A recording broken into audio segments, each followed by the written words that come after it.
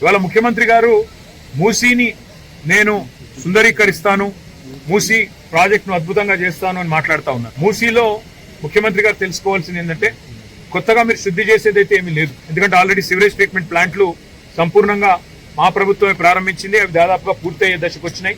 మీరు డబ్బులు ఇస్తే ఇంకో 2-3 నెలల్లో మొత్తం పూర్తయిపోతాయి. మరి 4,000 కోట్లు ఖర్చు పెట్టి మొత్తం 100% సివరేజ్ ట్రీట్మెంట్ అయిపోయిన తర్వాత మరి వాళ్ళ ముఖ్యమంత్రి గారు ఆయన మంత్రివర్గం మాట్లాడుతున్న మాటలు మూసీ ప్రాజెక్టు కోసం 1,50,000 కోట్లు ఖర్చు పెడతామని ఒకసారి, 50,000 కోట్లు అని మరొకసారి, 70,000 కోట్లు అని మరొకసారి ఏవైతే మాట్లాడుతున్నారో ఈ మాటలు చూస్తూ ఉంటే మాకు అనుమానం వస్తా ఉంది.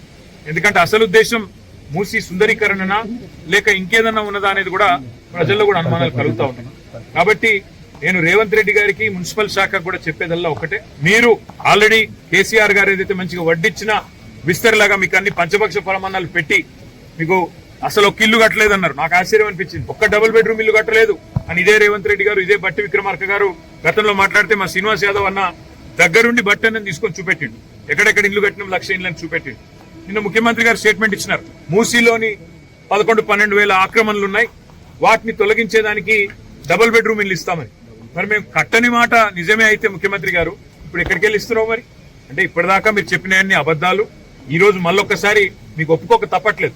కేసీఆర్ గారు చేసిన పని, మా అక్క నేతృత్వంలో, సబితా గారి నేతృత్వంలో 14,000 ఎకరాలు మేము హైదరాబాద్ ఫార్మా సిటీకి అని సేకరిస్తే ఇవాళ ఫార్మా సిటీ రద్దని, ఫ్యూచర్ సిటీ అని, ఇంకోటని ఇవాళ రకరకాల డ్రామాలు అక్కడ. ఇక్కడ హైదరాబాద్ లో ఆల్రెడీ మొత్తం మూసీకి సంబంధించిన నీరు, మురికి నీరంతా శుద్ధి చేసిన తర్వాత మూసీ ప్రక్షాళన పేరిట కొత్త నాటకం. అందుకే రేవంత్ రెడ్డి గారికి మేము చేసే విజ్ఞప్తుల్లో ఒకటే, మీరు చేయాల్సిన పనులన్నీ మేము గతంలో ఆల్రెడీ చేసేసినాం. ఇప్పుడు మీరు చేయాల్సిన పని ఏంటంటే మీరు ఇచ్చిన 6 గ్యారెంటీలు అమలు చేయండి.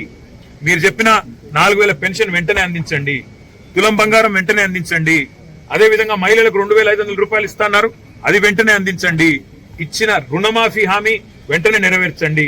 ఇంకో 6 రోజుల్లో సీజన్ అయిపోతుంది వానాకాలం, రైతు భరోసా వెంటనే వారి ఖాతాల్లో ఇవ్వండి. అంతేగాని ఈ పబ్లిసిటీ స్టంట్లతోని ఎక్కువ రోజులు మీరు మాయ చేయలేరు. హైదరాబాద్ ప్రజలకు స్పష్టంగా తెలుసు మేము చేసిన పని. ఇక్కడ బాగు చేసిన శ్మశాన వాటికలు, ఇక్కడ బాగు చేసిన మురికి నీరు, ఇక్కడ కట్టిన కమ్యూనిటీ హాల్స్, ఇక్కడ కట్టిన లైబ్రరీలు, ఇక్కడ వేసిన లింక్ రోడ్లు, ఇక్కడ కట్టిన ఫ్లైఓవర్లు, అండర్ పాసులు, పార్కులు, ఒకటి కాదు ఇవన్నీ చూసి వారు మన ఎమ్మెల్యే గారు గుర్తు చేస్తా ఉన్నారు. ఒక ఈ ఫతేనగర్ ఎస్టీపీకే 300 కోట్ల పైచీలకు రూపాయలు మేము ఖర్చు పెట్టాం. అక్కడ అదేవిధంగా ఇక్కడ ఫతేనగర్ బ్రిడ్జికి కూడా 60 కోట్లు మంజూరు చేశాం. కానీ డబ్బులు ఇస్తే కూడా ఇప్పుడు విడుదల చేయకుండా సాగుతున్న పనులను కూడా ఇవాళ ఆపే ప్రయత్నంలో మీరున్నారు.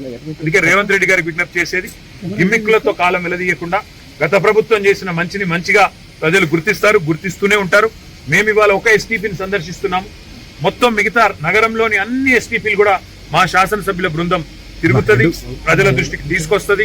తప్పకుండా మూసీలో జరుగుతున్న కుంభకోణాన్ని కూడా మేము గమనిస్తా ఉన్నాం. పాకిస్తాన్ కి సంబంధించిన కంపెనీలకు ఇవాళ మీరు కట్టబెట్టే ప్రయత్నం చేస్తా ఉన్నారు. ఇవన్నీ కూడా ప్రజలు కూడా గమనిస్తా ఉన్నారు. తప్పకుండా అన్ని విషయాలు కూడా భవిష్యత్తులో ప్రజల దృష్టికి తీసుకొస్తాం. ఇవాళ సహకరించిన హెచ్ఎండబ్ల్యూఎస్ అధికారులకు, సకాలంలోనే పూర్తి చేసిన మరి ఇక్కడ పనిచేసిన కాంట్రాక్ట్ సంస్థకు కూడా నేను అభినందనలు తెలియజేస్తా ఉన్నా. ఈ నిర్మాణంలో పనిచేసిన కూలీలకి, ఇంజనీర్లకు కూడా హృదయపూర్వకంగా మాజీ మున్సిపల్ శాఖ మంత్రిగా వారికి కూడా నా హృదయపూర్వకమైన ధన్యవాదాలు నేను తెలియజేస్తాను.